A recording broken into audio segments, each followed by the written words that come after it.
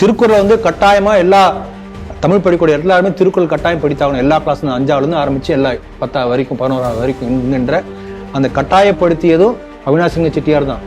இதெல்லாம் மறைச்சிருவாங்க. திராவிடம் வருவதற்கு முன்பாகவே, திமுக ஆட்சி வருவதற்கு முன்பாகவே கல்வியிலே தமிழகம் சிறந்திருந்தது. அதற்கான அடித்தளம் போடப்பட்டது திமுகவால் கிடையாது. அதுக்காகத்தானே நான் சொல்றேன். இவங்களாம் என்ன சொல்லுவாங்கன்னா, இவர் ராஜாஜி பார்த்து குலக்கல்வி கொண்டு வந்தாங்கன்னு சொல்லுவாங்க. அந்த நிகழ்ச்சியிலேயே ஒருத்தர் பேசிருக்காரு டைரக்டர். என்ன பேசிருக்காரு? நம்மளை படிக்க விடாமல் தடுத்தது துரோணாச்சாரியார் முதற்கொண்டு ராஜகோபாலாச்சாரியார் வரை. அது குமுதத்துல வந்த ஒரு செய்தி. எனக்கு எந்த வருஷம் ஞாபகம் இல்லை. நான் அந்த செய்தி நானே சொல்றேன். ஒன்ஸ் வக்ஃப் டிசைட் பண்ணி டிக்ளேர் பண்ணிட்டானா, then you have to prove yourself. அதுவும் வக்ஃப் அந்த போர்டுல தான் போய் பண்ணணுமே தவிர நீங்க இந்த ட்ரிபியூனல்ல தான் பண்ணணும், கோர்ட்டுக்கு போக முடியாது. அப்புறம் once a Waqf always a வக்ஃப். இதெல்லாம் ரிவோக் பண்ணி இருக்கிறது சட்டம். நீங்க திருச்செந்தூரை பார்க்கணும், கேரளால பாத்தீங்கன்னா கிட்டத்தட்ட 600 மீனவ குடும்பங்கள் கோழிக்கோடு பக்கத்துல கிராமத்தை எவிக்ஷன் ஆர்டர் கொடுத்துட்டாங்க. பெங்களூர்ல இதே போல 1979 கட்டப்பட்ட 5 ஸ்டார் பில்டிங் ஒரு ஹோட்டல், அதை எவிக்ஷன் கொடுத்துட்டாங்க. அப்போ ஒரு வக்ஃப் முடிவு பண்ணி இந்த இடம் வந்து வக்ஃப் சொந்தமானது அவங்களுக்கு கருதினால் போதும். அப்புறம் நீங்க தான் ப்ரூவ் பண்ணணும். இல்ல இது எங்கன்னா சொந்தம், எங்க தாத்தா சொந்தம், பாட்டி சொந்தம், நீங்க தான் ப்ரூவ் பண்ணணும். இந்த அளவு கொடூரமான சட்டத்தை இப்ப மாற்றி இருக்கிறார்கள். இப்ப அந்த ஸ்ரீனிவாசன் ஜெயின் என்ன கேள்வி, அந்த கேட்டது ரொம்ப அயோக்கியத்தை. என்ன சொல்லியிருக்காருன்னா, 1949 பாபர் மசூதிக்குள்ளார ராம்லல்லா வைக்கப்பட்டதே புனிதத்தை கெடுத்த செயல் இல்லையா? அந்த கேள்வி அவர் கேட்டதற்காகவே அவர் வந்து நம்ம அவர் மேல வழக்கு தொடுக்கணும். அது எப்படி புனிதத்தை கெடுத்த செயலாக முடியும்? தொழுகையே நடக்காத இடம் அது எப்படி புனிதமாக இருக்கும்? அதனால ஒரு இவர் தான் கட்டமைக்கிறார். இல்லாத ஒன்றை கட்டமைக்கக்கூடிய இவர் வந்து கட்டமைத்ததுக்காக அவர் மேல ஒரு கேஸ் நம்ம கொடுக்கணும். நீங்க சொல்ற இந்த பஹ்ரைச் மாவட்டமே முழுக்க முழுக்க தொடர்ந்து இந்த முஸ்லிம்களுடைய பயங்கரவாதத்தினால பாதிக்கப்பட்ட ஒரு மாவட்டம் உத்தரப்பிரதேசத்துல. இதுக்கு முன்பு ராம் கோபால் மிஸ்ரான்னு நினைக்கிறேன் ஒருத்தர் வந்து துப்பாக்கி வச்சு சுட்டு கொன்னாங்க. அதே போல பல ஹிந்து தலைவர்களே கடந்த 30-40 ஆண்டுகளாக தொடர்ந்து அடிக்கடி வந்து இந்த மாதிரி கொன்ற பகுதி அது. அந்த பஹ்ரைச் மாவட்டத்தில் வனத்துறையை ஆக்கிரமித்து கட்டப்பட்ட ஒரு இதே போல ஒரு மதர்சாவோ மசூதியோ, வனத்துறை போய் அதை சீல் வைக்கும்போது வனத்துறை அதிகாரிகள்லாம் தாக்கி பெரிய கலவரமே நடந்தது. அப்படிப்பட்ட அந்த ஒரு கோயில் இதே போல அடிச்சு உடைச்சிருக்காங்க.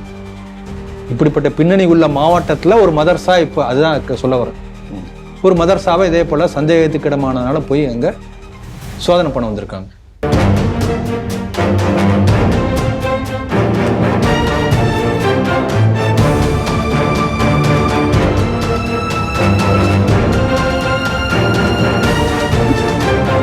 ஸ்ரீ டிவி நேயர்களுக்கு வணக்கம். இன்றைய செய்திகள் சிந்தனைகள் நிகழ்ச்சிக்கு உங்களை வரவேற்கிறோம். முதலில் இன்றைய முக்கிய செய்திகளை பார்ப்போம். தமிழக மாணவர்களுக்கு தெலுங்கானாவில் அட்மிஷன், ரேவந்த் ரெட்டி.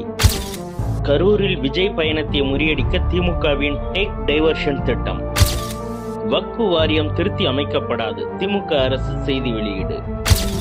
பாபர் கட்டிடம் இடிப்பு நீதிமன்ற தீர்ப்பு குறித்து உடைத்து பேசிய சந்திரசூட்.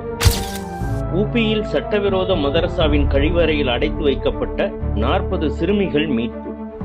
இன்றைய செய்திகள் குறித்து தனது கருத்துக்களை நம்மிடையே பகிர்ந்து கொள்ள நமது அரங்கத்திற்கு ராம வெங்கடாத்திரி அவர்கள் வந்திருக்கிறார். ஸ்ரீ டிவி நேயர்கள் சார்பாக அவரை வரவேற்கிறேன். வணக்கம். வணக்கம். சோசியல் மீடியாவை திறந்தாலே ஒரே மீம்ஸ் வீடியோ, மீம்ஸ் போஸ்டரா இருக்குது. என்ன அப்படின்னா, தமிழக அரசு சமீபத்தில் ஒரு விழா நடத்தினது. அந்த விழாவை பார்க்கும் பொழுது பலருக்கு என்னன்னா, இது வந்து ஒரு சினிமாவுடைய ஆடியோ லான்ச் அது மாதிரி ஏதோ பண்றாங்க போல இருக்குன்னு. ஏன்னா அதுல கலந்துக்கிட்டவங்க எல்லாமே சினிமாக்காரங்க. அவங்க பார்த்தீங்கன்னா கல்வியில் சிறந்த தமிழ்நாடு அப்படிங்கிற ஒரு தலைப்புல நிகழ்ச்சி நடத்துனாங்க. பார்த்தீங்கன்னா அதற்கு இவங்க வந்து காலை உணவுக்கு வந்து பஞ்சாப்லேருந்து ஒரு சீஃப் மினிஸ்டர் அழைச்சிட்டு வந்தாங்க. அதே மாதிரி இந்த நிகழ்ச்சிக்கு வந்து தெலுங்கானாவுடைய முதல்வர் ரேவந்த் ரெட்டி அவரும் வந்து கலந்துக்கிட்டாரு. அவர் சொல்லும் பொழுது என்னன்னா, காலை உணவு திட்டம் வந்து எனக்கே ஆச்சரியமாக இருக்குது. இது நெக்ஸ்ட் அகடமிக் இயர்லேருந்து தெலுங்கானால நானும் இம்ப்ளிமெண்ட் பண்ண போறேன் அப்படின்னு சொல்லிட்டு, அப்புறம் மற்ற ஒரு 2-3 திட்டங்கள், நான் முதல்வன், புதுமை பெண் திட்டம், தமிழ் புதல்வன் திட்டம், இதெல்லாம் பார்க்கறதுக்கு ஆச்சரியமா இருக்கு. நீங்க கொடுத்து வச்சுவங்க, ஸ்டாலினை வந்து முதல்வராக தேர்ந்தெடுத்திருக்கீங்க அப்படின்னு சொன்னாரு. அதற்கு பிறகு இவங்க சினிமாக்காரங்களை வச்சு இந்த தமிழகம் எப்படி கல்வியில உயர்ந்திருக்குது அப்படிங்கிறது மாதிரிலாம் நிகழ்ச்சி இருந்துட்டான். அதை வைத்து தான் இப்பொழுது ஒரு பக்கத்துல மீம் அதெல்லாம் போயிட்டு இருக்கு. திமுக வந்த பிறகுதான் கல்வியிலே சிறந்தது விளங்கியதா தமிழகம் அப்படிங்கிற ஒரு கேள்வி எல்லார் மத்தியிலையும் இப்போ எழுந்திருக்கு. இந்த செய்தி எப்படி பார்க்க? இவங்க சொல்லக்கூடிய கல்வி சிறந்த தமிழ்நாடு என்பது பாரதியார் பாடிய ஒரு பாட்டினுடைய ஒரு வரியில வரக்கூடிய ஒரு வார்த்தை. செந்தமிழ் நாடெனும் போதினிலே இன்பத்தேன் வந்து பாயுது காதினிலே பாடியிருப்பார் இல்லையா? ஆமா. அதுல வரக்கூடிய வார்த்தை கல்வி சிறந்த தமிழ்நாடு, புகழ் கம்பன் வாழ்ந்த தமிழ்நாடு, பல்விதமாயின சாத்திரத்தின் மனம் பாரங்கும் வீசும் தமிழ்நாடுன்னு பாரதியார் பாடியிருப்பார். கிட்டத்தட்ட 125 ஆண்டுகளுக்கு முன்பு திராவிடம் என்பது இந்த தமிழ்நாட்டுல தோன்றுவதற்கு முன்பாக பாடியிருக்கிறார். தமிழ்நாடுங்கிறது ஒரு ப்ரொஃபஸியா சொன்னவரே அதே பாரதி தான். அப்ப மெட்ராஸ் பிரசிடென்சி தான் இருந்தது. அப்ப திராவிடம் வருவதற்கு முன்பே கல்வியில் தமிழ்நாடு சிறந்திருந்த காரணால கல்வி சிறந்த தமிழ்நாடு அவர் பாடியிருக்கிறார். அப்ப கல்வியில் தமிழ்நாடு சிறந்திருந்ததுக்கும் திராவிடத்துக்கும் சம்பந்தம் இல்லைன்னு ஏத்துக்கணும் இல்லையா? ஆமா, ஃபர்ஸ்ட் ஸ்டேட்மென்ட் அப்படியே. ஆமா, முதல் ஸ்டேட்மெண்டே தப்பு. இப்ப பாருங்க, இப்ப இவங்க என்ன சொல்றாங்கன்னா, இப்ப ஹைதராபாத் வந்து ஒரு பெரிய, நீங்க பாத்தீங்கன்னா ஒரு பிக்கெஸ்ட் ஹப் ஃபார் எஜுகேஷன், பல்வகையான இன்ஃப்ராஸ்ட்ரக்சர் எல்லாத்துக்குமே பாத்தீங்கன்னா இன்னைக்கு சினி ஃபீல்ட்ல கூட பாத்தீங்கன்னா பெரிய ஹப் அதுதான். ஆமா, அந்த அளவுக்கு வளர்ந்துருக்கு ஹைதராபாத். நீங்க பிரமிக்கத்தக்க அளவுக்கு சாஃப்ட்வேர் எல்லாமே எதை எடுத்தாலும் வந்து அது ஒரு முக்கியமான ஒரு ஹப். அந்த மாதிரி வளர்ந்துருக்கிறது. அது எஜுகேஷன் இன்ஸ்டிடியூஷன், ஹையர் எஜுகேஷன்ல பெரிய ஹப். அப்ப இங்க இருந்து தமிழ்நாட்டுல இருந்து ஒருத்தன் ஹைதராபாத்ல போய் படிக்க போறான், அதுக்கெல்லாம் வசதி வாய்ப்புகள் வந்து ஹைதராபாத் அரசாங்கம், தெலுங்கானா மாநில அரசாங்கம் செய்து கொடுக்கின்றது என்று சொன்னால் பெருமை யாருக்கு? பரிந்துரை பண்ணுங்க, நான் வந்து அங்க ஸ்போர்ட்ஸ் கோட்டா தரேன் அப்படின்னா என்ன அர்த்தம்? பெருமை யாருக்கு? Credit goes to Telangana, not Tamil Nadu. அவர் என்ன சொல்றாரு, உங்க இதுல அப்படி இல்லைன்னு நம்ம அப்படி புரிஞ்சுக்கலாம். புரிஞ்சுக்கலாம். இப்ப உதாரணத்துக்கு எம்எஸ் படிக்கிறதுன்னு ஆஸ்திரேலியா போறேன், எம்எஸ் படிக்கிறதுக்கு அமெரிக்கா போறேன்னு ஒருத்தன் போனா என்ன அர்த்தம்னா, இங்க உள்ள மேற்படிப்போட அங்க உள்ள படிப்பு நன்றா இருக்கின்றது என்ற காரணத்திற்காக வீட்டை அடமானம் வச்சு வீட்டை வித்து போறாங்கன்னு என்ன அர்த்தம்? அப்ப தமிழ்நாட்டுல இல்லாத உயர்கல்வி தெலுங்கானாவில் இருக்கின்றது சொன்னால், இப்ப பாரதியார் என்ன பாடியிருப்பானா, கல்வி சிறந்த தெலுங்கானான்னு பாடியிருப்பார் இல்லைங்களா? பெருமை கோட்ஸ் தெலுங்கானா, நாட் தமிழ்நாடு. என்ன சொல்றீங்க? அதனால இவரோட சேர்ந்து அவரு தெலுங்கானா வளர்ந்துருக்குன்னு ரேவந்த் ரெட்டி அதுல பாத்தீங்கன்னா இவரோட சேர்ந்த பழக்கமானதுல அவரும் ஸ்டிக்கர் ஒட்டிக்கிறார். அதை டெவலப் பண்ணது முழுக்க சந்திரபாபு நாயுடு. அப்ப ஒருங்கிணைந்த சந்திரபாபு நாயுடு தான். அதை சொல்ல மறந்துட்டப்ப நானு. அதை முழுக்க அதுக்கான முன்னெடுப்பு எடுத்து சந்திரபாபு நாயுடு தான். அதுக்கு அந்த பெருமை அவருக்கே சேரும்.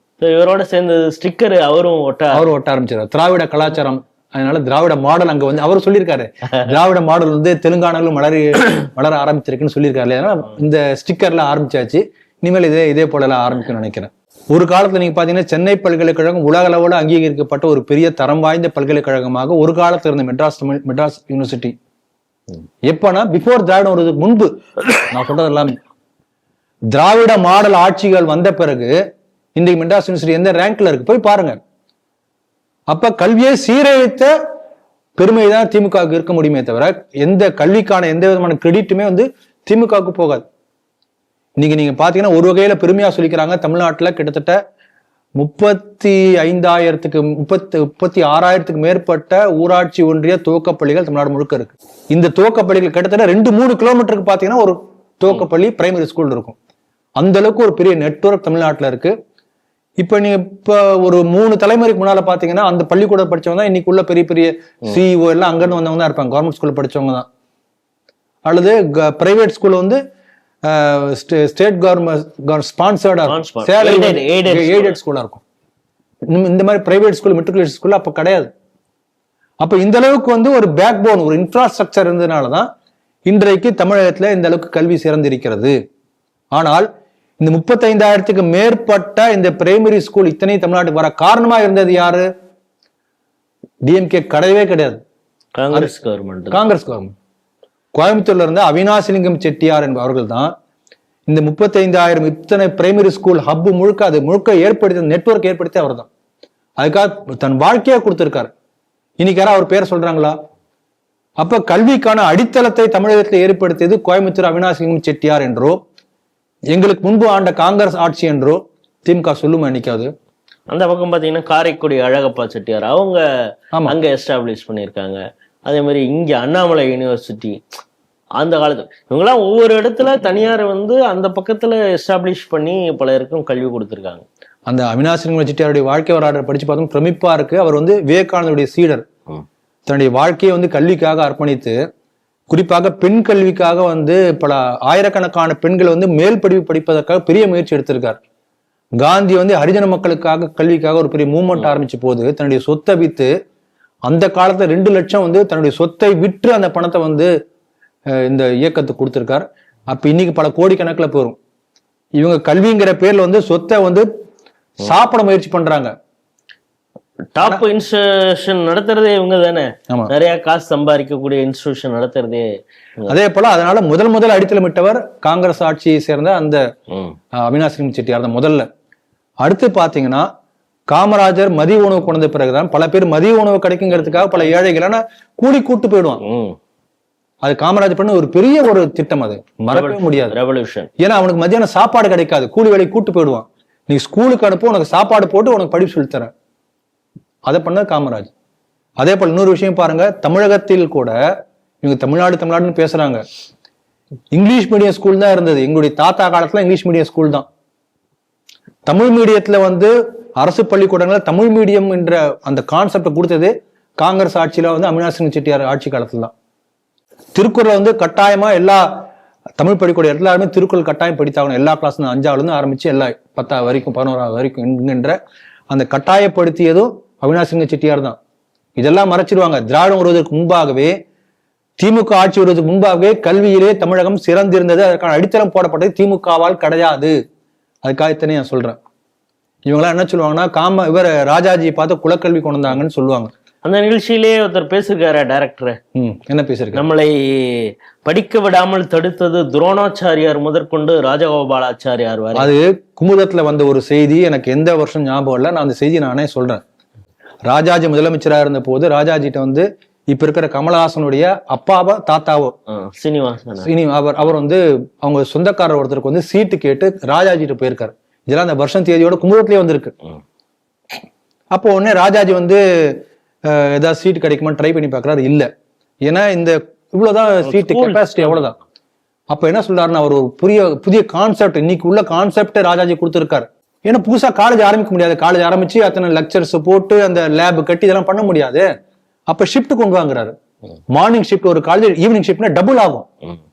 அப்ப காலேஜஸ்ல ஷிஃப்ட் முறை பிரகாரம் வந்து இந்த மாதிரி காலேஜ் ஆரம்பிக்கலாம் என்று சொல்லி அந்த கருத்தையே முதல்ல தமிழகத்தில் புகுத்தோடு மேபி இந்தியாவுக்குள்ள முதலாவதா இருக்கலாம். இன்னைக்கு பாத்தீங்கன்னா ஒவ்வொரு காலேஜ் 2 ஷிஃப்ட் வச்சிருக்காங்க, 3 ஷிஃப்ட் கூட இருக்கு சில காலேஜ் தான்.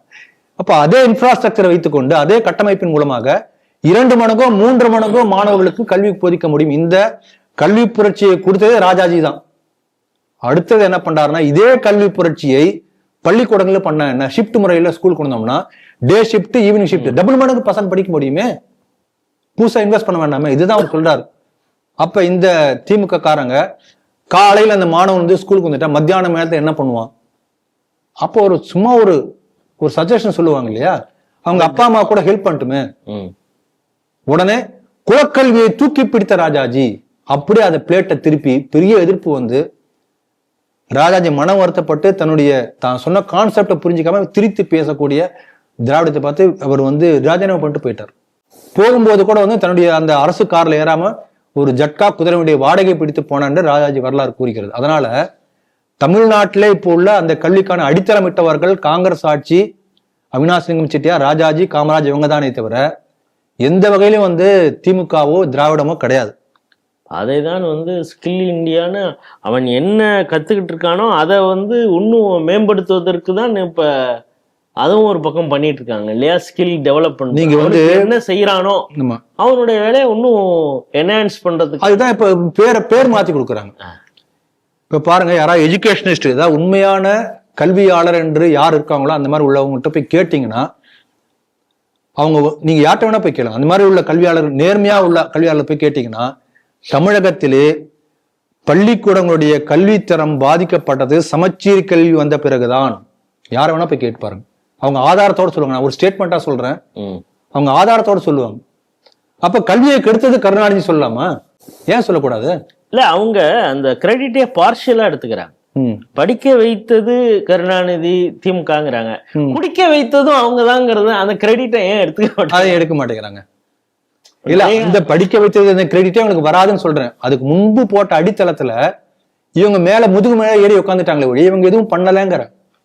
இவங்க பண்ணதெல்லாம் ஒன்னே ஒண்ணுதான், கல்வியின் தரத்தை இவர்கள் உயர்த்தவில்லை. இப்ப கல்வியை உயரணும்னா, தரம் உயரணும்னா அந்த ஆசிரியர்களுக்கு ஸ்கில் டெவலப் ஆகணும், அவங்க திறமையானவங்களா ஆகணும். அது அவங்க யாரும் பண்ணல. அந்த ஆசிரியர்களுடைய சம்பளத்தை உயர்த்தினார்களே தவிர கல்வியுடைய தரத்தை உயர்த்தல. அப்ப சம்பளத்தை ஏன் உயர்த்தினாங்க? இவங்க எலெக்ஷனுக்கு இவங்க வந்து வேலை செய்யணும். இவங்களுடைய ப்ராபகண்டா மிஷினரியாக அந்த ஆசிரியர்கள் கூட்டத்தை மாற்றுவதற்காக சம்பளத்தை உயர்த்தினாங்க. இன்றைக்கும் இதான் இருக்காங்க அரசு பள்ளி ஆசிரியர்கள் முழுக்க முழுக்க. இன்னைக்கு இந்த ஜாக்டோ ஜியோலாம் வந்து பிரிந்தாலும் கூட அவங்க எல்லாம் பாத்தீங்கன்னா திமுகவுடைய பிரச்சார பீரங்கியா தான் இருப்பாங்க. நான் படிக்கும் போது என்னுடைய பள்ளியில ஆசிரியர்கள்லாம் வந்து எந்த அளவுக்கு வந்து திமுக பிரச்சாரத்தை பாடம் நடத்தும் போது சொல்லியிருக்காங்க. எனக்கு ஞாபகம் இருக்கு, 8ஆம் கிளாஸ் படிக்கும்போது 6ஆம் கிளாஸ் படிக்கும்போது. அப்ப அதுக்காக பயன்படுத்தினாங்க. அதனால கல்வியின் தரம் உயரல. கல்வி கூடங்கள் அரசியல் கூடங்களாக, அரசியல் பிரச்சார கூடங்களாக மாறினவே தவிர கல்வியில் சிறக்கவில்லை தமிழகம். திமுக பண்ண ஒரே காரியம் இதுதான். மதிய உணவு திட்டம் காமராஜர் கொண்டு வந்தார் இல்லையா? திமுக ஆட்சி காலத்துல ஊழல் ஆரம்பிச்சது. அப்புறம் அதிமுக தொடர்ந்தது. அந்த வரக்கூடிய பொருளை வந்து மாத்துறது, தரம் குறைந்த பொருள் போடுறது, அதுல நம்பர்ல கோல்மால் பண்றது, எல்லாம் அதெல்லாம் நடந்தது. அப்ப கல்வியை வைத்து வியாபாரம் நடத்தி லாபம் சம்பாதித்தது திமுக மாடல், திராவிட மாடலை தவிர கல்வி சிறக்கல. இது பாருங்க, ஒரே ஒரு சின்ன உதாரணம் பாருங்க. சமீபத்துல அன்பில் மகேஷ் பொய்யாமொழி ஒரு இடத்த சொல்லியிருக்காரு விழால பேசும்போது. அவர் வாய்மொழியாவே தெரியாம பொய்யா மொழி இல்லையா, உண்மை வந்துடுச்சு, பொய்யா மொழி. உங்க பையனை வந்து கவர்மெண்ட் ஸ்கூல்ல சேருங்க, படிப்பு வராட்டியும் பரவாயில்ல, நல்ல ஒழுக்கம் வரும் சொன்னாரா இல்லையா? நல்ல ஒழுக்கம் வரப்போறதுல நமக்கு தெரியும். இருந்தாலும் அவர் வாக்குமூலம் கொடுத்திருக்காரு, அவரே சொல்றார் கல்வி வராது கவர்மெண்ட் ஸ்கூல்ல சேர்த்தா. அதனாலதானே அவர் பையன் ஜெர்மனி கத்துக்கக்கூடிய ஸ்கூல்ல படிக்கிறாங்க. உண்மையிலே அவங்க வந்து கல்வி தரமுள்ள கல்விக்கூடமாக தமிழக பள்ளிக்கூடங்கள் இருந்ததுன்னா இவர் போய் கவர்மெண்ட் ஸ்கூல்ல சேர்த்திருப்பாரு. இப்ப சிங்கப்பூரோ மற்ற வெளிநாடுகளோ பல நாடுகள்ல பாத்தீங்கன்னா டாப் குவாலிட்டி உள்ள ஸ்கூல்னா கவர்மெண்ட் ஸ்கூல். இன்னைக்கு கேந்திரிய வித்யாலயா ஸ்கூலும் சென்ட்ரல் கவர்மெண்ட் ஸ்கூலுங்க, அது ஒன்றும் பிரைவேட் ஸ்கூல் கிடையாது. கேந்திரிய வித்யாலயா ஸ்கூல்ல இடம் கிடைக்கும் எத்தனை பேர் எவ்வளவு போட்டி போடுறாங்க. ஏன் போடுறாங்க? தரம் இருக்கும். அப்ப அது கவர்மெண்ட் ஸ்கூல் தானே. அப்ப மத்திய அரசு நடத்தக்கூடிய பள்ளியில வந்து நல்ல கல்வித்தரம் இருக்கும்போது மாநில அரசுக்கு நடத்தக்கூடிய பள்ளிக்கூடத்துல ஏன் கல்வித்தரம் இல்லை? அது தரம் உயர்த்த வேண்டும் என்ற கண்ணோட்டமே உங்களுக்கு இல்லை. அதை வைத்து அரசியல் செய்யணும் என்கின்ற நோக்கம் தான் இருக்கின்றதே தவிர தரம் உயர்த்தக்கூடிய எண்ணமே கிடையாது. இன்னைக்கு நீங்க பாத்தீங்கன்னா ஆல் இண்டியா ஸ்டாட்டிஸ்டிக்ஸ் எடுத்திருக்காங்க. தாய்மொழி கல்வியில எழுதக்கூடியவர்கள் அதை பத்தி புள்ளிவரம் எடுத்திருக்காங்க. அந்தந்த தாய்மொழியில அந்த தாய்மொழி எழுதக்கூடிய அந்த தரத்தை பொறுத்த வரைக்கும் இந்தியாவிலேயே கடைசி இடத்துல இருக்கக்கூடிய தமிழ்நாடு. ஆந்திராக்காரன் ஒழுங்கா எழுதுறான் தெலுங்குல. இது நீங்க ஒன்றும் பெருசா ஸ்டாட்டிஸ்டிக்ஸ் எல்லாம் பார்க்க வேண்டாம். நீங்க ஏதோ ஒரு ரேண்டமா ஒரு 10 ஸ்கூல்ல போயிட்டு ஒரு 9ஆம் கிளாஸ் படிக்கக்கூடிய பையனை பார்த்து ஒரு 4 லைன் தமிழ் எழுத சொல்லுங்க. உன் பேர் பூங்கோதேன்னு இருக்கும், பூங்கேதேன்னு எழுதுவாங்க. அப்படிதான் இருக்கு. பூங்கொடி பூங்கேடின்னு எழுதுவாங்க. அது ஏன் கேடி எழுதியிருக்கோன்னு தெரியவும் தெரியாது. அந்த அளவுக்கு தரம் தாழ்ந்து போயிருக்கிறது திராவிட மாடல் ஆட்சி தமிழகத்துல கல்வி, தொடக்க பள்ளியிலும் சரி உயர்கல்வியிலும் சரி. அதனாலதான் அங்க தெலுங்கானா நோக்கி போய் படையெடுத்து கொண்டிருக்கிறார். அவரும் வான் கூப்பிடுறாங்க, அதை ஒரு விழாவாக எடுத்துட்டு இருக்காங்க. இதுல பாத்தீங்கன்னா எல்லா இடத்துலயும் சினிமா ஸ்டார் வச்சு, இன்னும் தமிழ்நாட்டுல சினிமா மோகம் இருக்கிறது இல்லையா, சினிமா ஸ்டார் வச்சு பிரச்சாரம், எங்க பார்த்தாலும் சினிமா ஸ்டார் தான். அதனால இப்ப இந்த அளவுக்கு வந்து உங்களுக்கு கல்வி தரம் இருக்கின்றது என்ற நம்பிக்கை இருக்குமே, ஆனால் ஏன் நீட் எக்ஸாம் வந்து எதிர்க்கணும்? தரம் தானே அது, ஏன் எதிர்க்கணும்? ஏன் 11th வந்து இதை எக்ஸாம் கட் பண்ணணும் இல்லைங்களா? அப்ப உண்மையிலே கல்வித்தரம் இல்லை என்பது உங்களுக்கு தெரியும். அமைச்சர் ஒப்புக்கொள்கிறார். மக்களை ஏமாற்றுவதற்காக ஒரு நாடகம், அரசியல் அடுத்து வரக்கூடிய எலெக்ஷன்ல அரசியல் ஸ்டண்ட் அடிக்கணும். இப்ப ஆக்ஸ்போர்ட்ல போய் காசை கொடுத்து ஒரு விழா நடத்தினாங்க இல்லையா, அதே போல இப்ப மற்ற மாநிலங்களே தமிழகத்தை புகழக்கூடிய அளவுக்கு தமிழகத்தின் கல்வித்தரம் உயர்ந்திருக்கின்றது என்று தேர்தல் பிரச்சாரத்தை சொல்வதற்காக ஒரு கலை கூத்தாடித்தன் அரசியலோடு சேர்ந்து சினிமா நடிகர்களையும் வைத்து ஒரு டிராமா ஸ்டண்ட் நடத்தி இருக்கிறார். அதுக்கு மேல இதுல ஒன்றும் சொல்லிக்கிறதுக்கு ஒன்றும் இல்லை. இன்னைக்கு நாமக்கல், கரூர் இங்கெல்லாம் பிரச்சாரம் மேற்கொள்கிறார் விஜய். 2 நாட்களுக்கு முன்னாலேயே ஒரு செய்தி வந்தது. என்னன்னா, இந்த பிரச்சாரத்தை வந்து பிசுபிசுத்து போக செய்யணும், அதுக்கு என்னெல்லாம் பண்ணலாம் அப்படின்னு அவங்க யோசிக்கும் பொழுது, ஏன்னா ஏற்கனவே வந்து அங்கே கொங்கு மண்டலத்தில் தான் முப்பெரும் விழா செந்தில் பாலாஜி நடத்தினாரு. ஆட்களை எல்லாம் அழைச்சிட்டு வந்து கூட்டத்தை காட்டினாரு. அதை வந்து ஸ்டாலின் கூட சொன்னார், நான் வந்து கோடு போட சொன்னால் ரோடே போட்டுருவார் செந்தில் பாலாஜின்னு செந்தில் பாலாஜி உச்சி முகர்ந்தார். அந்த செந்தில் பாலாஜி இப்போ என்ன பண்ணுறாருன்னா, நம்மளுக்கு கூடினது மாதிரி கூட்டம் விஜய்க்கு கூடிடக்கூடாது அப்படிங்கிறதுக்காக புதுசாக என்னன்னா, இந்த கல்யாணத்தில் வந்து சீப்பை ஒழிச்சு வைக்கிறது மாதிரி அங்கங்கே சாலை பணிகள் நடக்குது அப்படின்னு சொல்லி ரோட் டைவர்ஷன், டேக் டைவர்ஷன் அப்படின்னு போட்டு அவங்க கேட்ட 3-4 இடங்கள் அவங்க கேட்டாங்கன்னா அந்த இடம்லாம் கொடுக்காம ஏதோ ஒரு இடத்துல அந்த பெரிய அளவு மக்கள் கூடாது என்பதற்காகவே அந்த இடத்த கொடுக்கறது மாதிரியான ஒரு வேலையை செஞ்சுருக்காங்க. அது மட்டும் இல்லாமல் லோக்கல்ல இருக்கக்கூடிய தாவேக்க ஆட்கள் வந்து ஆட்களை மொபிலைஸ் பண்ணிடக்கூடாது அப்படிங்கிறதுக்காக அவங்களுக்கு வந்து சிறப்பு பரிசு, மொபைல் ஃபோன், டிஷர்ட், இந்த மாதிரி கிஃப்ட் எல்லாம் கொடுத்துருக்காங்க. அதாவது ஓட்டு போடுறதுக்கு காசு கொடுப்பாங்க, அதெல்லாம் பண்ணுவாங்க, கிஃப்ட் கொடுப்பாம அந்த பக்கம் போயிடாதே அப்படிங்கிறதுக்காகவே இவங்க வந்து பிரைபரி பண்ணியிருக்காங்க. இந்த செய்தி எப்படி பார்க்க? அதாவது கடுமையான போட்டி ஆரம்பித்திருக்கிறது. யாருக்குன்னா A4 ஷீட்டுக்கும் துண்டு சீட்டுக்கும் நடுவுல. விஜய் ஆட்சியை பிடிப்பாரானான்னு தெரியாது. ஆனால் இப்ப நடக்கக்கூடிய ஆட்சி வந்து முகமூடி அணிந்த திராவிடம் என்ற பெயர்ல இருக்கக்கூடிய ஒரு கிறிஸ்துவ ஆட்சி. அது வெளிப்படையான ஜோசப் விஜய் வந்து ஒரு கிறிஸ்துவ ஆட்சியா இருக்கும். அவங்க ஆட்சி பிடித்தாங்கன்னு சொல்றேன். அதனால அதுல வந்து மாறுபட்ட கருத்து இருக்க முடியாது. அதனாலதான் சமீபத்துல ஒரு மதுரை அந்த பக்கம்லாம் போறப்ப இவருடைய பேச்சை வந்து ஒரு சில சர்ச் வாசல்ல பெரிய ஸ்கிரீன்லயே கூட டிஸ்பிளே பண்ணிக்கிட்டு இருந்தாங்க, பிராட்காஸ்ட் பண்ணாங்க அப்படிங்கிற ஒரு செய்தியும் வரும் பொழுது அதற்கு பின்னால் மிஷினரியும் இருக்கிறதோங்கிற ஒரு சந்தேகம். எல்லாருக்கும் சந்தேகம் இல்லை. வெளிப்படையா வந்து அது தூரத்துல இருந்து இயக்கி கொண்டிருப்பார்கள். அது நம்ம ஒரு சில அவங்களை அறியாம கொண்ட வெளியில தெரியுற மாதிரி சில காட்சிகள் நீங்க சொன்னீங்க.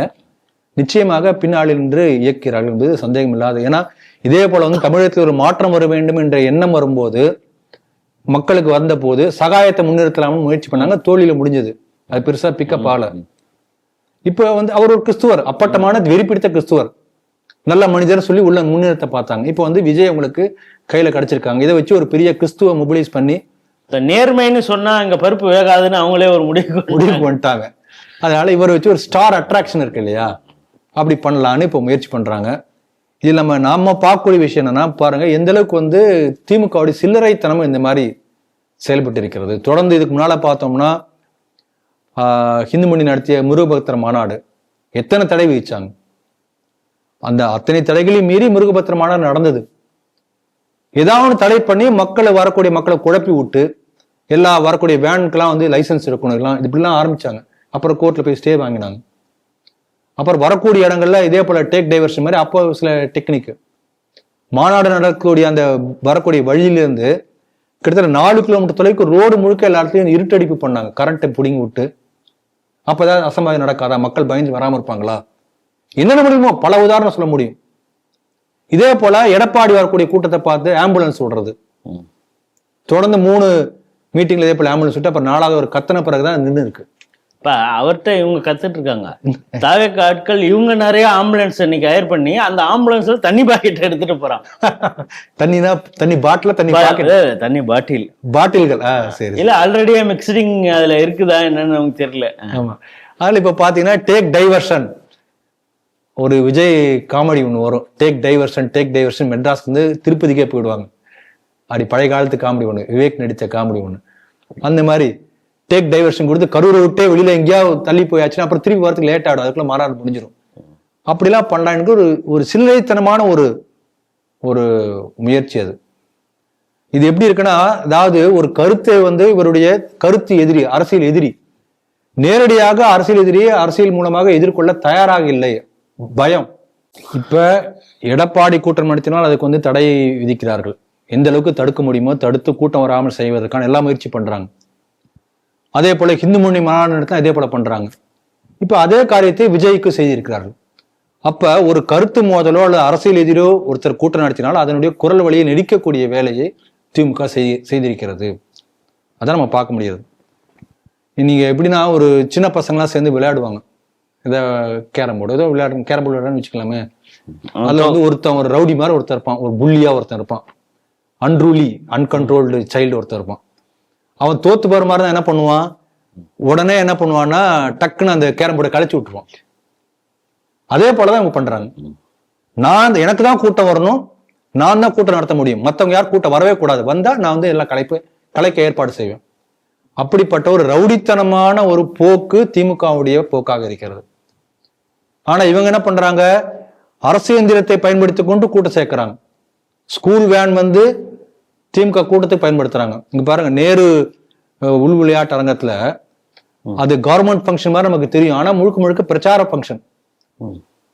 கவர்மெண்ட் வந்து இதே போல கல்விக்கு என்னெல்லாம் செய்கிறது எல்லாம் சொல்லி ஒரு பெரிய கூட்டம் நடத்தி வாரம் அந்த ஒவ்வொரு கூட்டத்துக்கும் வந்து கவர்மெண்ட் ஸ்கூல்ல சேர்ந்த ஸ்டூடெண்ட்ஸ் வந்து போகணும். இந்த வாரம் இந்த 10 ஸ்கூல் போகணும், அடுத்த வாரம் இந்த 10 ஸ்கூல் போகணும். அந்த மாணவர்களுடைய பெற்றோர்களும் வரணும், அதுக்கு பிரைஸ் கொடுப்பாங்களாம். அப்ப அவங்களுக்கு மறைமுகமாக கல்விக்கான ஒரு விழா, அரசு விழா என்று சொல்லி அரசு செலவுல விழா எடுப்பதாக செய்து அங்க யாரோ 2 சினி ஸ்டாரையும் கூட்டு திமுக அரசுடைய சாதனைகளை பாராட்டுவது போல விழா நடத்தி அரசு செலவுலே இவர்கள் என்ன பண்றாங்கன்னா திமுக பிரச்சாரம் செய்து கொண்டிருக்கிறார்கள், மாணவர்கள் மத்தியில் பண்றாங்க. நீட்டுக்காக கையெழுத்து, நீட்டு கூடா என்று எதிர்த்து கையெழுத்து என்று சொல்லி ஸ்கூல்ல போய் கையெழுத்து வாங்கினாங்க. அப்ப அரசு எந்திரத்தை தவறாக பயன்படுத்தி இவங்க வந்து இவங்களுடைய பிரச்சாரத்தை பண்ணுவாங்க, அதை யாரும் கேட்கக்கூடாது. ஆனால் இந்த மாதிரி பண்றாங்களேன்னு யாராவது ஒருத்தர் பொதுக்கூட்டம் போட்டு பேசணும்னா அதை வந்து யாரா இருந்தாலும் சரி தடுப்பாங்க. ஆகவே உண்மையிலே வந்து ஜனநாயகத்தின் குரல் வழியை, கருத்து சுதந்திரத்தை எதிர்க்கக்கூடிய ஒரே கட்சி திமுக தான். அதை தெளிவா புரிஞ்சுக்கணும்.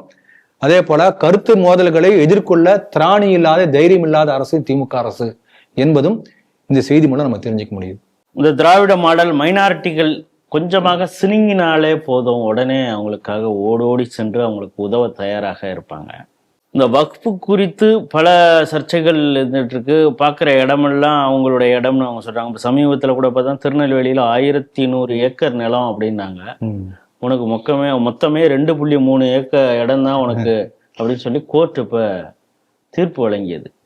அப்படியெல்லாம் ஒரு பக்கம் இருக்குது. இந்த பிரச்சனையெல்லாம் இருக்குன்னு சொல்லி தான் வக்ஃபு திருத்த மசோதா கொண்டு வந்தாங்க. அது குறித்து 80 பேர், அதாவது திமுக உள்பட பல பேர் வந்து பல அமைப்புகள் போய் சுப்ரீம் கோர்ட்டில் கேஸ் இது பண்ணாங்க.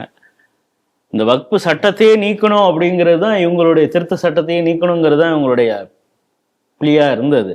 ஆனால் உச்சநீதிமன்றம் அப்படியெல்லாம் செய்ய முடியாது அப்படின்னு சொல்லி ஒரு சில வரைமுறைகளை மட்டும் இது பண்ணியிருக்காங்க. ஏன்னா இது எது வக்ஃப் சொத்து அப்படிங்கிறத கோர்ட்டு தான் டிசைட் பண்ணும், கலெக்டர் வந்து இது பண்ண முடியாதுங்கிற ஒரு சில இது. அதே போல் 3 பேருக்கு மேலே மாற்று மதத்தினர் அந்த போர்டில் இருக்கக்கூடாது அப்படிங்கிற ஒரு சில திருத்தங்களை மட்டும்தான் பண்ணியிருக்காங்க. ஆனால் இப்பொழுது நிலுவையில் இருக்கு வக்ஃபு அந்த இது. அதனால் இப்போ இருக்கக்கூடிய போர்டை வந்து நாங்கள் கலைக்க மாட்டோம், அது இப்போதைக்கு நாங்கள் இம்ப்ளிமெண்ட் பண்ண விட மாட்டோம் புதிய அந்த திருத்தத்தை அப்படின்னு சொல்லி ஒரு செய்தி குறிப்பாக வெளியிட்டிருக்காங்க. இந்த செய்தி எப்படி பார்க்கணும்? இந்த வக்ஃப் சட்டம் இதுக்கு முன்பு காங்கிரஸ் கொண்டு வந்த வக்ஃப் சட்டம் என்பதே ஒரு அயோக்கியத்தனமான, அதாவது சட்டவிரோதமாக நிலத்தை கபலீகரம் செய்வதற்கு உதவி செய்வதாக இருந்த சட்டத்தை மாத்திருக்காங்க. நமக்கெல்லாம் தெரியும், திருச்செந்துறை என்கின்ற கிராமத்துல சிவன் கோயில், சோழர் காலத்துல குந்தவை அவங்க கட்டிய கோயில். அந்த கோயில கல்வெட்டு இருக்கு. இந்த கோயிலிருந்து அந்த கோயிலிருந்து ஆரம்பித்து அந்தநல்லூர் என்கின்ற ஊர் வரைக்கும் உள்ள நிலங்கள் முழுக்க இந்த கோயிலுக்கு சொந்தமானது. கல்வெட்டு இன்னைக்கு இருக்கு, நீங்க போய் பார்க்கலாம். அந்த கோயில் இருக்கக்கூடிய கிராமம் முழுக்க வக்ஃப் சொத்து என்று சொல்லிட்டாங்க. ஒன்ஸ் வக்ஃப் டிசைட் பண்ணி டிக்ளேர் பண்ணிட்டானா then you have to prove yourself. அதுவும் வக்ஃப் அந்த போர்டில் தான் போய் பண்ணணுமே தவிர நீங்க அந்த ட்ரிபியூனல்ல தான் பண்ணணும், கோர்ட்டுக்கு போக முடியாது. அப்புறம் ஒன்ஸ் ஏ வக்ஃப் ஆல்வேஸ் ஏ வக்ஃப், இதெல்லாம் ரிவோக் பண்ணியிருக்கிறது இந்த சட்டம். நீங்க திருச்செந்தூரை பார்க்கணும், கேரளால பாத்தீங்கன்னா கிட்டத்தட்ட 600 மீனவ குடும்பங்கள் கோழிக்கோடு பக்கத்துல கிராமத்தை எவிக்ஷன் ஆர்டர் கொடுத்துட்டாங்க. பெங்களூர்ல இதே போல 1979 கட்டப்பட்ட 5 ஸ்டார் பில்டிங், ஒரு ஹோட்டல், அதை எவிக்ஷன் கொடுத்துட்டாங்க. அப்போ ஒரு வக்ஃப் முடிவு பண்ணி இந்த இடம் வந்து வக்ஃப் சொந்தமானதை அவங்களுக்கு கருதினால் போதும். அப்புறம் நீங்க தான் ப்ரூவ் பண்ணணும், இல்ல இது எங்க சொந்தம், எங்க தாத்தா சொந்தம், பாட்டி சொந்தம், நீங்க தான் ப்ரூவ் பண்ணணும். இந்த அளவு கொடூரமான சட்டத்தை இப்ப மாற்றி இருக்கிறார்கள். அது புரிஞ்சுக்கணும். அதாவது transparency and Waqf property and கரெக்டா மேனேஜ் பண்ணக்கூடிய அக்கௌண்டபிலிட்டி, இதை கொண்டு வந்து இருக்கிறது இந்த வக்ஃப் சட்ட திருத்தம். இப்ப தமிழ்நாட்டில் வக்ஃப் ப்ராப்பர்ட்டியில வந்து பல கோல்மால் நடந்திருக்கிறது, முறைகேடு நடந்திருக்கு சொல்லி மதுரை ஹைகோர்ட்ல வழக்கு நடந்த உடனேயே தமிழ்நாட்டில் உள்ள வக்ஃப் வாரியத்தை கலைக்கிறோம்னு சொல்லிட்டான். கோர்ட்ல இவங்க தான் சொல்றாங்க, இவங்க தான் சொல்றாங்க. ஒரு 2 நாளைக்கு 3 நாள் முன்னாடி சொல்லியிருக்காங்க கலைக்கிறோம் சொல்லிட்டாங்க. ஏன்னா அவ்வளவு முறைகேடு நடந்திருக்கு. அப்ப 2 நாள் 3 நாளுக்குள்ள சொல்லிட்டு இப்ப என்ன சொல்றாங்கன்னா இல்ல நாங்க சுப்ரீம் கோர்ட்ல நிலுவையில இருக்கின்ற காரணத்தினால நாங்க இதை நாங்க கலைக்க மாட்டோம். அப்படி அப்படின்னா கோர்ட்ல பொய்யான தகவல். ஆமா, நிச்சயமா ப்ரீ ஜூரி என்று சொல்வார்கள். அதனால கோர்ட்ல தவறான பொய்யான தகவல்களை சொல்லி இருப்ப காரணத்தினால கோர்ட்டே சுமோட்டோவா வழக்கு எடுக்கணும். தகவல் சொன்னது தமிழ்நாடு அரசா இல்ல அந்த அதிகாரிகள் மேல கேஸ் எடுக்க போறாங்க, நடவடிக்கை எடுத்தாவும். அதே போல சுப்ரீம் கோர்ட்ல சொல்லிருக்கான ஒரு நீங்க சொன்ன 3 கிளாஸ் தான் இப்ப பெண்டிங்ல வச்சிருக்காங்க. பாக்கி it is functional, fully functional. ஆனா என்ன சொல்லியிருக்காங்க, அரசு ஆணையிலே சுப்ரீம் கோர்ட்டுடைய தீர்ப்பையே தவறாக சித்தரித்திருக்கிறார்கள். அது சட்டமே இன்னும் அமலுக்கு இல்லை என்பது போல இடைக்கால தடை விதித்தது போல அதில் குறிப்பிட்டிருக்காங்க. அது பெரிய தப்பு. 3வது தப்பு என்னன்னா, திமுக அரசு தொடர்ந்து வக்ஃப் சட்ட திருத்தத்தை எதிர்த்து வந்திருக்கிறது. இது எதுக்கு ஜீவோல வரணும்? திமுக அரசு என்பது வேறு, திமுக என்பது வேறு, அரசாங்கம் என்பது வேறு, தமிழ்நாடு கவர்மெண்ட் என்பது வேறு. எப்படி DMK government supreme court order எப்படி எதிர்க்க முடியும்? பண்ண முடியாது. நிலைப்பாடு வேற மாதிரி இருக்கலாம். அது கட்சி வேற, அறிவாலயம் வேற, செக்ரட்டேரியட் வேற இல்லையா? 2 எப்படி ஒண்ணாக முடியும்? அறிவாலயத்தை நீங்க போய் உட்காந்துட்டு வக்ஃப் சட்ட திருத்தத்தை நான் எதிர்க்கணும்னு பேசலாம். ஆனா ஜீவோல அந்த மாதிரி எழுத முடியாது இல்லையா? ஆகவே இந்த அரசாங்கமே ஒரு பிறழ்வு, ஒரு தவறை செய்திருக்கிறது. சம்பந்தப்பட்ட நீதிமன்ற அவமதிப்பு வழக்கு தொடுக்க வேண்டும். மதுரை ஹைகோர்ட் அந்த அதிகாரிகள் மீது வழக்கு தொடுக்க வேண்டும். ஜீவோல தவறாக தமிழக அரசு உச்சநீதிமன்றத்துடைய தீர்ப்பை தவறாக குறிப்பிட்டதுக்காக அதன் மீது நடவடிக்கை எடுக்க வேண்டும். கட்டாயம் செய்யப்பட வேண்டும். பார்ப்போம். என்டிடிவியில பணியாற்றியவர் தான் சீனிவாசன் ஜெயின் அப்படின்னு சொல்லி, இவர் தான் லவ் ஜிகாத் அப்படிங்கிறது கட்டமைக்கப்பட்ட பொய் அப்படின்லாம் புத்தகம்லாம் எழுதியிருக்கிறார். அதுலேருந்தே இவர் எப்படிப்பட்ட ஊடகவியலாளர் அப்படின்னு எல்லாரும் நம்ம புரிஞ்சுக்கலாம். அவர் ஒரு சேனலுக்காக பேட்டி எடுக்கிறார் முன்னாள் உச்சநீதிமன்ற நீதிபதி சந்திரசூட் அவர்களை. அப்பொழுது திரும்ப திரும்ப அவருக்கு ஒரே கேள்வியை மாற்றி மாற்றி கேட்குறாரு. அவர் தெளிவாக ஒரு விஷயத்த சொல்றார். இந்த தீர்ப்பின் அடிப்படையில் சொல்லுங்க அப்படிங்கிறப்ப அது எவிடன்ஸ். அதுதான் எதுனா அயோத்தியா தீர்ப்பு குறித்து. அங்கு ராமர் கோயில் தான் இருந்ததற்கான ஒரு தொல்லியல் சான்று எல்லாமே கையில் இருக்குது. அவங்க எல்லாம் காட்டாங்க. இது ஃபுல் அண்ட் ஃபுல் மசூதி தான் ஆரம்பத்துலேருந்து இருந்தது அப்படிங்கிறதுக்கான ஆதாரத்தை அவங்க சமர்ப்பிக்கல. அப்புறம் பாபர் மசூதியை இடிச்சாங்களே, அதுக்கான இதெல்லாம் என்ன அப்படிங்கிறப்ப, ஏற்கனவே கோயிலே இடித்து தானே பாபர் மசூதி கட்டப்பட்டது அப்படிங்கிறத அந்த வரலாற்று நிகழ்வை எப்படி வசதியாக மறந்து விடுகிறீர்கள் அப்படிங்கிற விஷயத்த அவர் சொல்லியிருக்காரு. இப்பொழுது அது ஒரு மிகப்பெரிய சர்ச்சையாயிருக்கு. இது எப்படி பார்க்க? நம்ம நாட்டில் என்ன ஒரு பழக்கம் இருக்குன்னா, யாராவது உண்மையை பேசினா, தேசியத்தை பேசினால், அல்லது ஹிந்து தர்மத்தை இந்த மாதிரி அதில் உள்ள நல்ல விஷயங்களை பற்றி பேசினா அவங்களுக்கு ஒரு டைட்டில் ஒன்று கொடுப்பாங்க, ஒரு பட்ட பெயர், சங்கி அப்படின்னு கொடுத்துருவாங்க இல்லைங்களா? ஆமா, தேசபக்தான சங்கின்றுவாங்க. அதனால இன்று முதல் சந்திரசூட் சங்கி சூட் என்று அழைக்கப்படுவார் அப்படின்னு ஆரம்பிச்சிருவாங்க. அதனால அவர் மனசுல பட்டதை தைரியமா பேசியிருக்காரு. இப்ப அந்த ஸ்ரீனிவாசன் ஜெயின் என்ன கேள்வி, அந்த கேள்வி கேட்டது ரொம்ப அயோக்கியத்தை. என்ன சொல்லியிருக்காருன்னா, 1949 பாபர் மசூதிக்குள்ளார ராம்லல்லா வைக்கப்பட்டதே புனிதத்தை கெடுத்த செயல் இல்லையா? அந்த கேள்வி அவர் கேட்டதற்காக அவர் நம்ம அவர் மேல வழக்கு தொடுக்கணும். அது எப்படி புனிதத்தை கெடுத்த செயலாக முடியும்? தொழுகையே நடக்காத இடம் அது எப்படி புனிதமாக இருக்கும்? அதனால இவர் தான் கட்டமைக்கிறார். இல்லாத ஒன்றை கட்டமைக்கக்கூடிய இவர் கட்டமைத்ததுக்காக அவர் மேல ஒரு கேஸ் நம்ம கொடுக்கணும். அதே போல பாருங்க, இவர் ஏதாவது அருமையா கேட்டிருக்காரு. முதல்ல பாபர் மசூதி அங்க கட்டப்பட்டதே புனிதத்தை கெடுத்த செயல். அதுதான் முதல்ல டெசக்ரேஷன் ஆக்ட், ஃபண்டமெண்டல் ஆக்ட் ஆஃப் டெசக்ரேஷன்.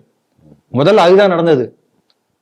இவர் என்ன சொல்றாருன்னா, அங்க ஏற்கனவே அந்த பாபர் மசூதி என்று சொல்லப்பட்ட கட்டடத்துக்கு கீழே இன்னொரு கோயில் இருந்தது, கீழே இருந்தது. ஆனா அதைத்தான் இடிச்சு கட்டப்பட்டது நீங்க எங்கேயுமே தீர்ப்புல சொல்லலையே. எப்படி புத்திசாலித்தனமா கேட்கணும். அப்போ ஒரு கீழே ஒரு ஸ்ட்ரக்சர் இருக்கு, அது கோயில் என்று ஏத்துக்கிறாராம். ஆனா அது இடிச்சுதான் கட்டது இப்படி சொல்ல முடியாது. மேல கட்டியிருக்காங்க அவ்வளவுதான், புதையுண்டு போயிருக்கலாம். எப்படி அப்படி ஐடியா கொடுக்குறாரு. ஒரு அன்யூஸ்டா ஒரு கட்டடம் இருந்திருக்கலாம், அங்க கட்டியிருக்கலாம் இல்லையா? அப்படி நம்ம நினைக்க வேண்டும் என்பதற்காக இப்படி எல்லாம் சொல்றாரு அவர் புத்திசாலித்தனமா. அதனாலதான் நான் ஆரம்பத்திலே சொன்னேன், அவர் வந்து லவ்ஜிகாத்துன்னு இல்லைன்னு புக்கு எழுதினவர். ஒரு இதை இப்படிதான் இன்டர்பிரேட் பண்ண முடியும் பாருங்க. ஆக தெளிவா சொல்லியிருக்கிறார். ஆர்கியாலஜிக்கல் எடிவன், தொல்பொருள் ஆராய்ச்சியுடைய அகழ்வாராய்ச்சியுடைய, அது சும்மா யாரும் அகழ்வாராய்ச்சி பண்ணல, கோர்ட் மானிட்டர்ட் அகழ்வாராய்ச்சி. கோர்ட் மானிட்டர்ட் என்பதை விட இன்னும் ஒரு ஸ்டெப் போனோம்னா, அந்த ஒரு சின்ன மண்வெட்டு எடுத்து இப்படி நோண்டானா அது வந்து வீடியோ எடுத்துதான், வீடியோ அப்படிதான் நோண்டி இருக்காங்க. அப்ப on video, court monitored, fully வந்து வீடியோ ரெக்கார்டட் இது அகழ்வாராய்ச்சி அப்படிதான் பண்ணியிருக்காங்க ஆர்கியாலஜிக்கல் ஒர்க். அதுல வந்து ஆராய்ச்சி முடிவுகளின் அடிப்படையில் தான் வந்து இதை தீர்ப்பு கொடுக்கப்பட்டிருக்கு, தெளிவா சொல்லியிருக்கிறார். அதனால வரலாற்றை வந்து நம்ம வந்து மாற்ற முடியாது. வரலாறு எப்படி மாற்ற முடியும்? அதனால வரலாற்று உண்மையை மீண்டும் வந்து தெரியப்படுத்தியிருக்கிறார். பல நாட்களுக்கு பிறகு ஏதோ இவங்களாம் என்ன சொல்றாங்கன்னா, ஒரு எல்லாம் சேர்ந்து முடிவு பண்ணி அங்க ராமர்குள்ள வர மாதிரி பண்ணிட்டாங்க என்பது போல திருப்பி ஒரு கட்டமைப்பதற்கான இவர் முயற்சி பண்றாரு. இப்ப அது ஒரு வரலாற்று உண்மை என்பதை மீண்டும் நிரூபித்திருக்கிறார். அவருக்கு நம்முடைய பாராட்டுதல்கள். ஏற்கனவே அவருடைய வீட்டிற்கு வந்து கணபதி பூஜை அந்த இது நடந்தது இல்லையா, அதற்கு அழைத்தார். அதுல வந்து பிரதமர் நரேந்திர மோடி கலந்து கொண்ட, அதுவே வந்து ஒரு தவறான முன்னுதாரணம் அப்படின்னு சமீபத்தில் கூட ராஜ்தீப் சர்தேசாய் திரும்ப கேட்டார். அதற்கு அவர் சொன்னார், நான் ஒரு டிவோட்டி இந்து, நான் என் வீட்டுல பூஜை பண்றேன், அதுக்கு ஒரு கெஸ்டாக அவர் வந்தார், இதுல என்ன தவறு? நாங்க அங்க இந்த நீதிமன்ற தீர்ப்புகளை குறித்தா நாங்க டிஸ்கஸ் பண்ணிக்கிட்டு இருந்தோம் அப்படின்னு அவர் சொல்றாரு. அப்போ ஒரு நீதிபதி சாமி கும்பிடக்கூடாது, கணபதி பூஜை பண்ணக்கூடாது, அவர் வந்து அம்பேத்கரிஸ்டா இருந்தா இவங்களுக்கு ஓகே, அம்பேத்கரிஸ்டா இருந்தா பரவாயில்ல. இப்ப டெல்லியில இது நடக்குது, ரம்ஜான் வந்து ஸ்பெஷலா அந்த இது நடக்கிறாங்களா, ரம்ஜான் திறப்பு, அந்த நோன்பு திறப்பு. அதுல வந்து காங்கிரஸ் வந்து பல பேர பிரதமர்லேருந்து யாரோ அதுல கலந்துட்டு இருக்காங்க, பெரிய அதிகாரிகள்லாம் அதுல கலந்துட்டாங்க. அது அந்த நேரத்துல அது மதச்சார்பற்றதாக இருக்காதா, இல்ல மதச்சார்புடையதாக இருக்குமா, என்னன்னு புரியல. அதாவது தனிப்பட்ட முறையில ஒருத்தர் வந்து வழிபடுவதோ, அந்த வழிபாட்டுக்கு இன்னொருத்தரை கூப்பிடுவதோ அவருடைய தனிப்பட்ட மத சுதந்திரம், வழிபாட்டு உரிமை. ஆனால் இந்த மதத்தை அடிப்படையா வைத்து அரசியல் செய்யும் போதுதான் வந்து தவறு. அதனால அவர் தனிப்பட்ட முறையில் கூப்பிட்டு இருக்காரு, அது ஒன்றும் தப்பு கிடையாது. இவங்க ரெண்டையும் சேர்த்து குழப்பி இவங்க தான் வந்து இன்டர்பிரேட் பண்றாங்க. அதே போல நம்ம கவனிக்கக்கூடிய முக்கியமான ஒரு விஷயம் என்னன்னா, நரசிம்மராவ் கொண்டு வந்த ஒரு சட்டம், பிளேசஸ் ஆஃப் வர்ஷிப் ஆக்ட்னு சொல்லிட்டு 1947க்கு முன்பாக எந்தெந்த வழிபாட்டு தலங்கள் என்ன மாதிரி இருந்ததோ அதே போல தே ஷுட் பி மெயின்டைன் என்று ஒரு சட்டம் கொண்டு வந்தார். அது வந்து நீக்கப்பட வேண்டிய சட்டம். ஏன்னா இது 47க்கு முன்னாடி உள்ள வரலாற்றை அப்படியே மறைக்க பார்க்கிறது. அது மறைக்க முடியும், நடந்தது நடந்தா இருக்கட்டும் அப்படின்னு எப்படி சொல்ல முடியும்? சொல்ல முடியாது. அப்ப 47க்கு முன்னால உள்ளது ஏதாவது அப்படியே மாத்திர முடியுமா? இப்ப வக்புக்கு அது ஒரு நியாயம், இதுக்கு ஒரு நியாயம், அதான் கேட்கிறேன். அது எப்படி அந்த மாதிரி இருக்க முடியுமா? அதனால அது அந்த சட்டம் நீக்கப்பட வேண்டும். அதே போல இந்த ராமஜென்ம பூமி பொறுத்த வரைக்கும் என்னன்னா, டைட்டில் ஆஃப் த லேண்ட், அதுதான் இப்ப வழக்கு. சிவில் கோர்ட்ல அப்படிதான் நடக்கும், அதை தாண்டி ஒன்றும் யோசிக்க மாட்டாங்க. அதுல கூட தீர்ப்பு வரும்போது என்னன்னா, ஒரு மாதிரி வழவழா நம்ம அப்பயே அதை பத்தி பேசணும்.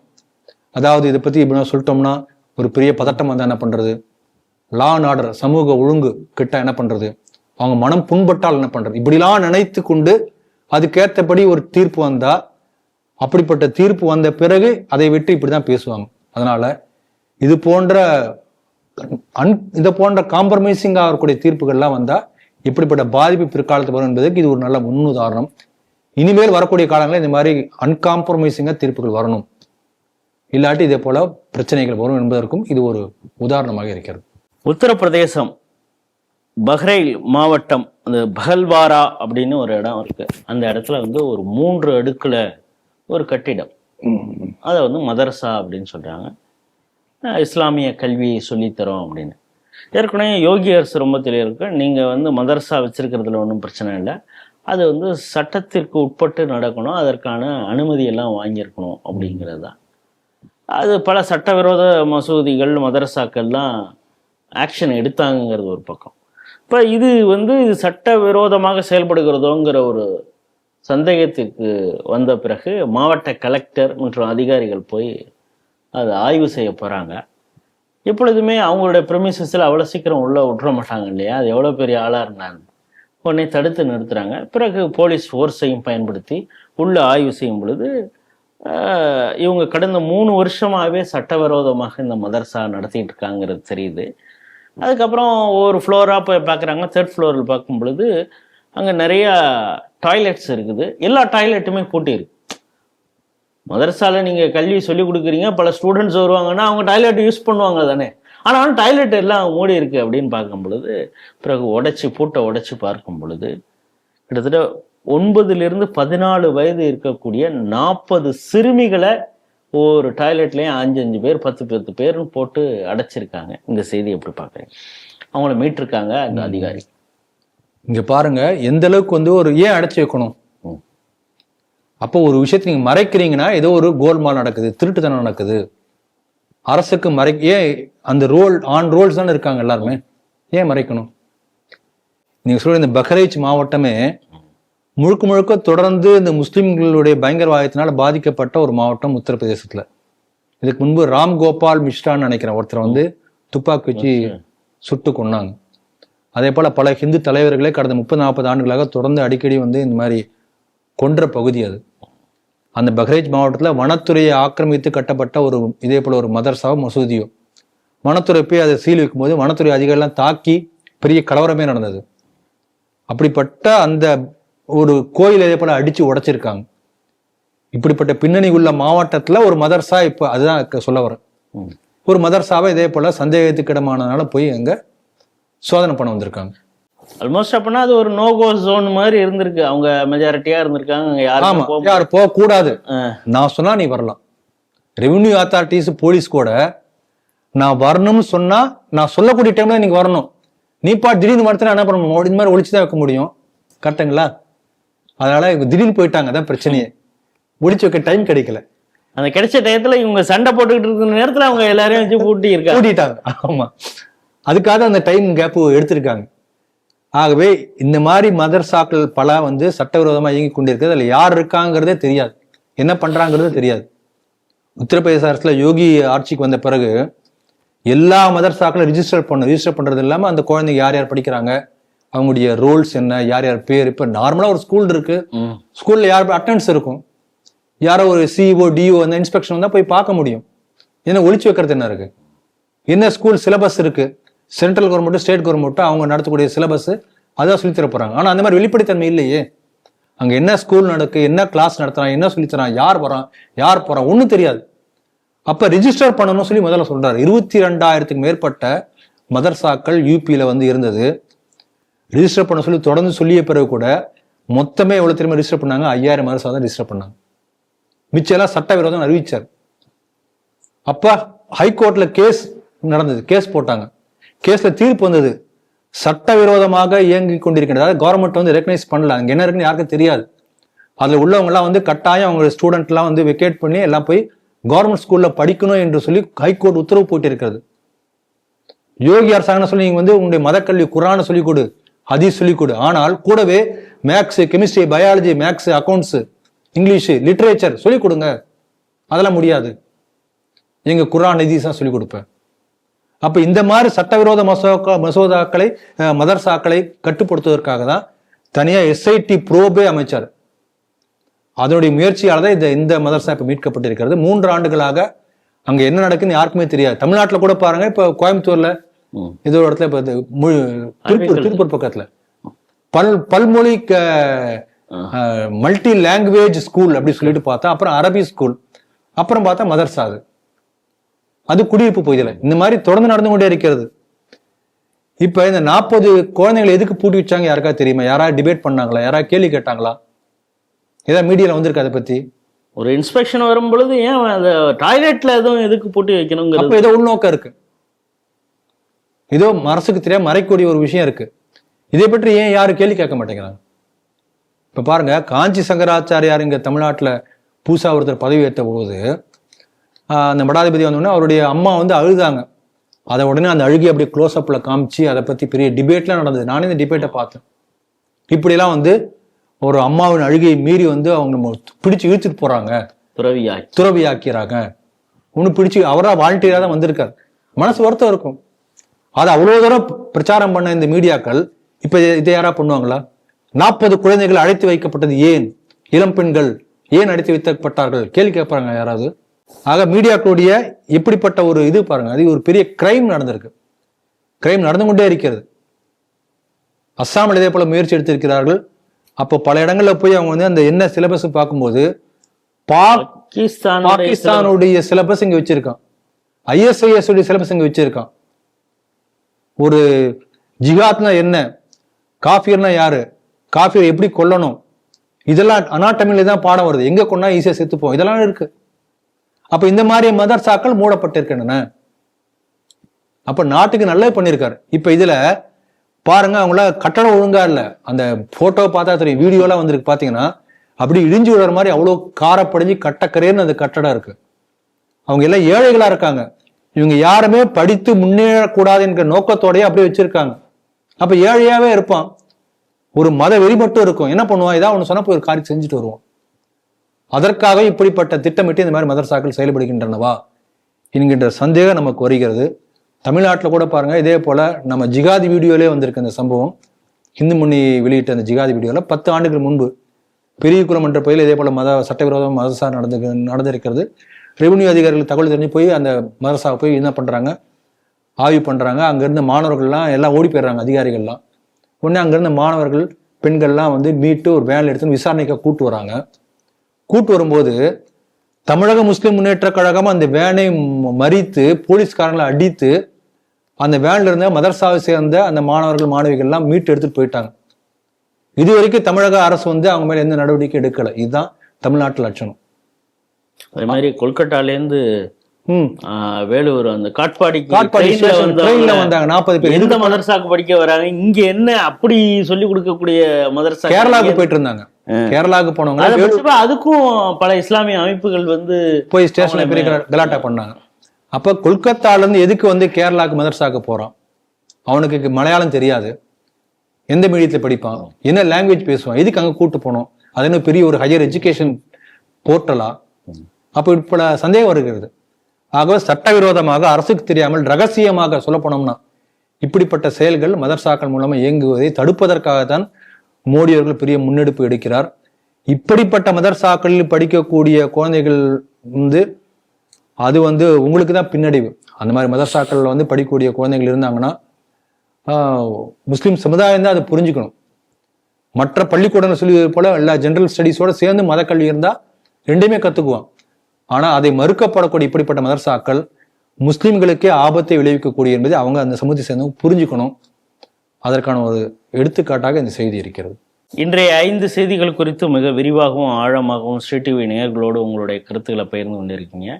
மீண்டும் வரும் திங்கள் அன்று சந்திப்போம். அதுவரை உங்களிடமிருந்து விடைபெறுகிறேன். நன்றி, வணக்கம். ஜெய்ஹிந்த், ஜெய் ஸ்ரீராம்.